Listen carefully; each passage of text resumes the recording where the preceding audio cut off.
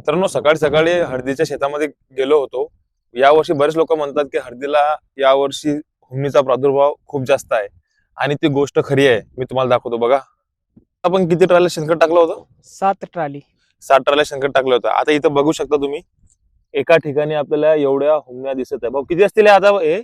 कमीत कमी 20 तरी असतील. 20 हुमण्याचा प्रादुर्भाव इथं झालेला. इथं त्यांचं शेणखताचं ढीग जास्त पडलेलं होतं आणि आता तेच बघत आहात. हे बघा, जिवंत हुमण्या असं दिसत आहे.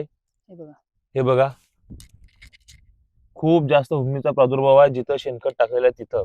अजून तर आपलं पीक बाल्य अवस्थेमध्येच आहे, निघायला सुरुवातच झालेली आहे आणि हुमणीचा एवढा जास्त प्रादुर्भाव आपल्याला दिसत आहे. मित्रांनो, तुमच्या पण शेतामध्ये तुम्ही शेणखत टाकलेलं असेल तर या गोष्टीची काळजी नक्की घ्या.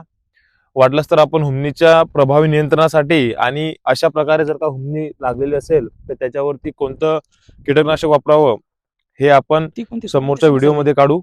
म्हणून काळजी घ्या. रिकाम्या गोष्टी केल्यापेक्षा शेतामध्ये टाइम द्या आणि जरा फिरून बघा आपल्या शेतामध्ये हुमणी लागली आहे का. धन्यवाद. गौरव जंगले, मनोज फर्टिलायझर.